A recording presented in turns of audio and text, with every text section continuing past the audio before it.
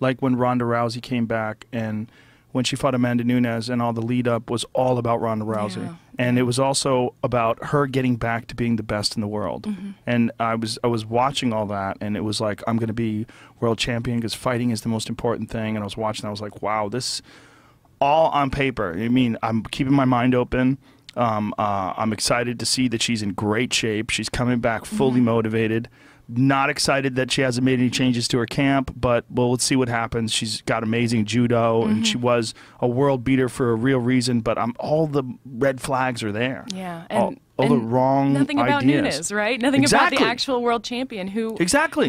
Yeah, and it's like, and I freaking adore Ronda Rousey. I mean, it's my teammate. Like, Holly is the one who Holly dethroned her. But I adore Ronda and what she's done and the things that she's done and that mentality. That's a Diego Sanchez mentality. Here I go. But it's not in the way that she got used to a very specific thing happening when she fought, was her dominating. And when that didn't happen, in that one fight, look, she tried her best against Holly, but Holly fought the perfect fight, and Ronda fought the wrong fight. Right. Absolutely wrong. The wrong way to fight Holly. Charge at her. Yeah, with the hook. Yeah. And Holly was so ready for that fight. She was ready for that fight for years. Like, I could see that. I could see in her training. She fought perfect. Yeah. I mean, it was literally a flawless performance by Holly. Yeah. So she loses that fight. She gets devastated and chalks it off to lack of training, chalks it off to distractions. So this time she's going to do no media. She's going to do no interviews, no nothing. Just go in there and just be bulldog about it. But when you see like the discussions about this fight, and you see people that were behind the scenes, they were all convinced that she was going to steamroll Amanda Nunes. There was so many people back there. I was like, you guys are out of your fucking mind. I was saying before the Holly fight that Amanda was probably the most dangerous fight for her because Amanda's really fucking good on the ground. And her stand-up is vicious. Like, she's got brutal knockout power. Yeah. And she's long. Like, she throws these long-ass punches, and she catches you on the end of these punches. I'm like, that's a nightmare for Ronda because Ronda likes to stand up and brawl to close the distance. And then even if you close the distance with Amanda Nunes, it's no picnic. No, and Amanda's got actually a very good clinch and a very good awareness of where her body goes, and her center of gravity seems to be. You're right. She's so long. It seems to be a little bit lower than I think it would be very hard to launch her on her head. Although Zingano did very well with the belly to belly suplex. That's what that was, right? Well, I got to remember that. There's another woman who's fucking ferocious as hell. Kat Zingano. Yeah. So much intensity. I remember, I first met her in Colorado. We were on the same fight show. It was when I filmed Tap Out, and I tried to go say hi to her because, another female fighter. We weren't fighting each other, and she just totally... And I was like, oh, what a bitch. And then I got to know her better, and I was just like, she is an amazing person. She's just intense. She is. She had a fight coming up. She didn't want to talk to anybody. She didn't want to have, she didn't know who I was, I didn't know who she was, and we weren't going to talk. And then, and then I just got to absolutely adore her. But, back to Ronda and all of that, I feel like it's interesting, the Diego Sanchez, kind of the mentality, the bite down in the third round. I think you have something there where you push when it's against you. Yeah. And I wonder that something, that knockout interrupted her, or when Holly got her, it interrupted her forward progression, and then going back, pulling back away from the media and stuff. I almost wonder if that in itself was kind of a denial of that interruption, and maybe trying to create a space for herself. I don't know. I'm so obsessed with this idea of creating our own spaces and what we're doing in our own lives because everybody's so different. It's very and important.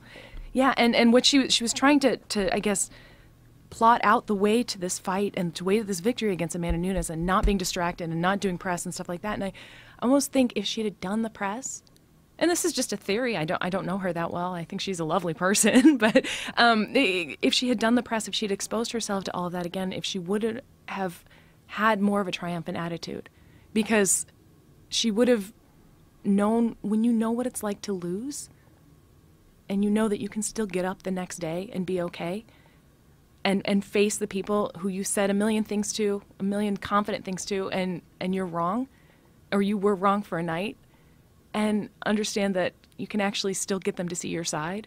I don't know if that makes any sense. It does. I see what you're saying. I see where you're going with it. I don't know. I think there's a bunch of problems technically with how she was preparing. I think her work with Edmond made her look really good on the mitts. But there's a big difference between looking good on the mitts and having a bunch of different options tactically when you're in a fight. And I think a lot of that comes with just long sessions in the gym, a lot of experience, and years of sparring and fighting. But she was just go forward, attack, go forward, attack. And when she started getting hit, she didn't have any answers. She was like throwing up this sort of push away front kick and moving away against Amanda, and she was kind of done from like the first couple of punches landing. And I think that if you look at real seasoned strikers, you know, like a good example would be, boy, there's a lot of good examples, but Joanna Jędrzejczyk in her last fight against Karolina Kowalkiewicz. Okay, that is two very seasoned strikers. Yes. There was a lot of feints. There was a lot of different angles. There was a lot of different approaches. It was try one way, that doesn't work. Let's go over here. That doesn't work. Let's go over here. Now I got something. Let's try that again. Went to the well too many times. Try back to this again. It was a communication. There was a conversation going on. What you're seeing a lot of fighters is they're shouting out one or two words, but they're not articulate, meaning their approach is very... If you see someone and they just keep going to the big right hand over the top, big right hand over the top, it's like you're just banking on this one thing, and someone is going to be able to figure out that approach, and it might not be the person that's right in front of you, but someone who's really good is going to find their way through that, and they're going to be able to talk circles around you. I talk all the time about... When I watch fighting, I try to break it down objectively. I'm saying what it mirrors in a lot of ways is communication. And that really, truly articulate people that have a just a long history of using a deep vocabulary are way better off with a nuanced conversation than someone who is just, they might be able to say, get off my lawn. You know, they might be able to yell out one phrase, but how can they adapt to someone who's passive? How can they adapt to someone who tricks them? How can they adapt to someone who paints them into a corner? Like, can you figure your way out of a trap? Do you understand a trap? And when you see it in fighting, you see people getting set up and you see things happening. Like Anderson. Like Anderson Silva was a master at setting people up and a master of that, like figuring out the language of what you do. What do you do? Like, what's your thing? Like, what you could see him when he was moving with guys. He would stand southpaw, he would switch up, he'd move around, he would give you a little of this, and he'd just try to, and then eventually he'd figure out your rhythm and then start dropping shit on you. And when he did, it was masterful to watch, because here's a guy that had figured out what